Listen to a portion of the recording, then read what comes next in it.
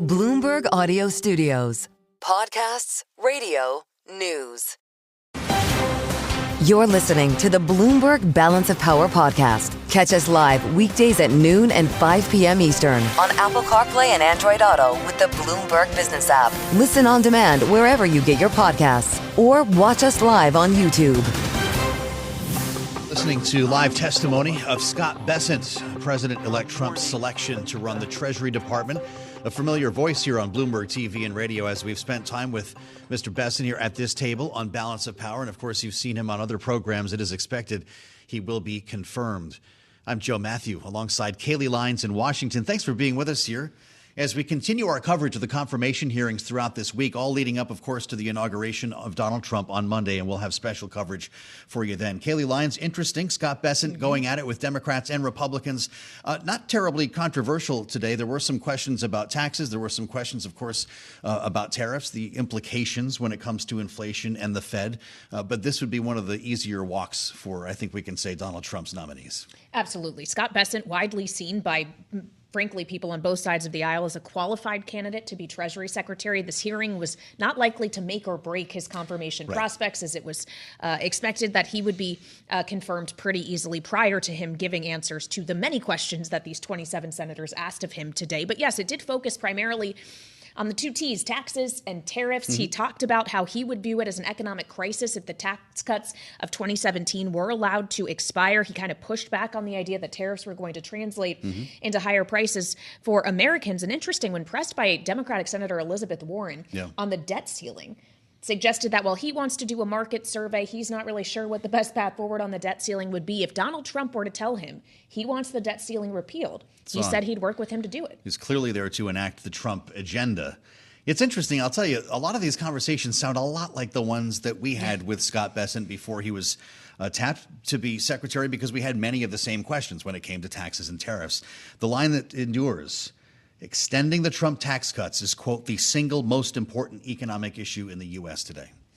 And on that note, we want to turn to someone who we also have had many conversations with about taxes and tariffs. Joe Lavorgna is joining us now here on Balance of Power. He's former chief economist at the National Economic Council during the first Donald Trump administration and is now managing director and chief economist for SMBC Nikko Securities America. Welcome back to Bloomberg, Joe. That was obviously a lengthy testimony from Scott Bessent. Overall, do you think he did a good job pleading his case, or did he leave you with some questions?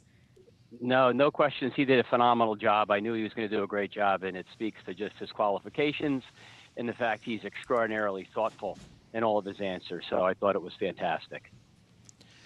To what extent, Joe, I'm curious your thoughts on this, because we've talked about this, and we talked about the job before Scott Bessent was selected. To what extent is it his job, and you could really apply this to any of the nominees, to enact the Trump agenda, to do what Donald Trump says?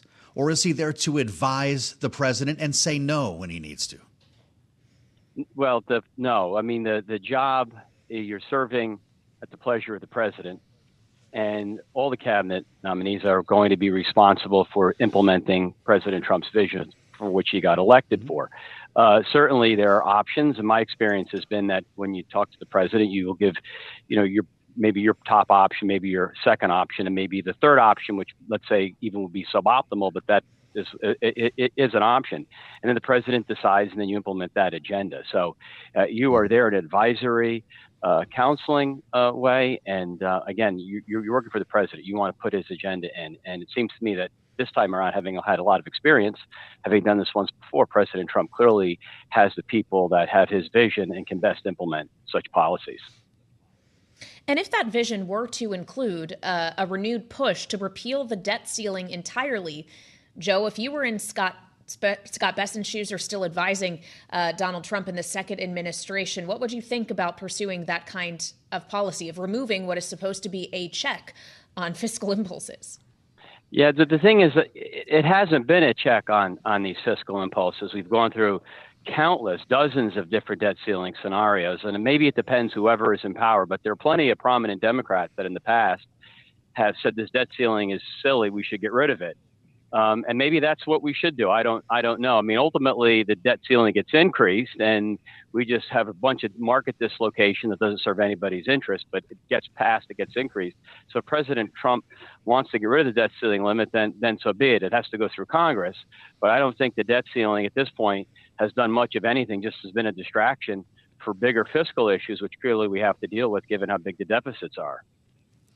It's interesting. We talked to Maya McGinnis about this recently. She, like some lawmakers, would say, Joe, that at least it's a chance to stop and think.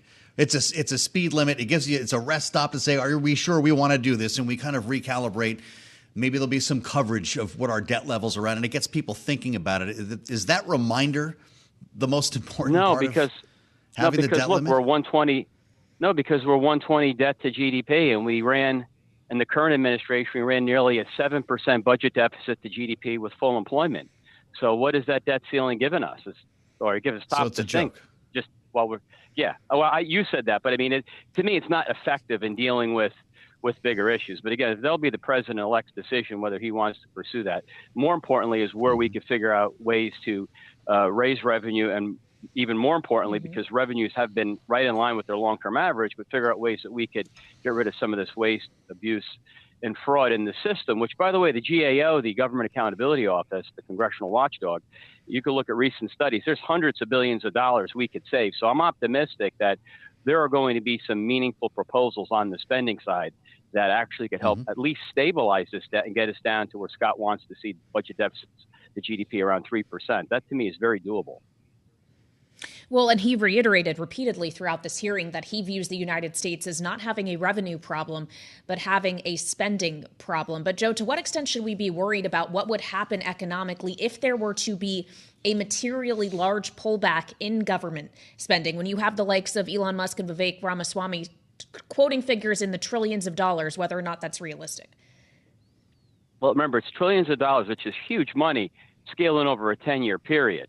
The fact, look, the last private GDP has been growing pretty strongly, near 3%, but government spending is growing even faster. If we lower government spending, forward-looking financial markets will react very positively. Equity markets will go up, more capital will be available, there'll be less crowding out, which means interest rates can fall.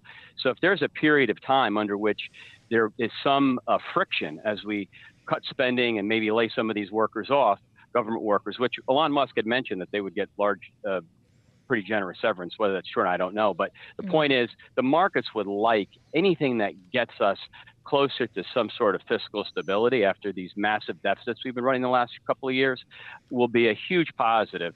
And if that comes as measured GDP being slightly softer for a period of time, even if that is the case, that to me is a very good trade-off. Joe, I hate to say we're out of time. I've got less than a minute. When you were at the NEC, though, what would it have been like to have Elon Musk down the hall, breathing down your neck on spending? Would that have been productive? That'd have been pretty cool because he's very innovative. I mean, the guy is just is a credible entrepreneur among many things. I mean, he's bringing, I think, with Vivek Ramaswamy, clearly a fresher, thoughtful approach to try to get some of these spending cuts through. And as I've argued before, a lot of this to me is bipartisan. When you look at the defense bill and you look at how we do procurement, we waste a lot of money. If we fix that, it's more money we could use for other things. Come talk to us when we have more time, Joe. It's always great to spend time with Joe Lavorgna. We appreciate it very much. In the clutch, off the testimony from Scott Bessent, SMBC, Nikko, Securities, America. I'm Joe Mathieu alongside Kailey Leinz. We'll see you back here at 5 p.m. on Balance of Power on Bloomberg. Thanks for listening to the Balance of Power podcast. Make sure to subscribe if you haven't already at Apple, Spotify, or wherever you get your podcasts. And you can find us live every weekday from Washington, D.C. at noontime Eastern at Bloomberg.com.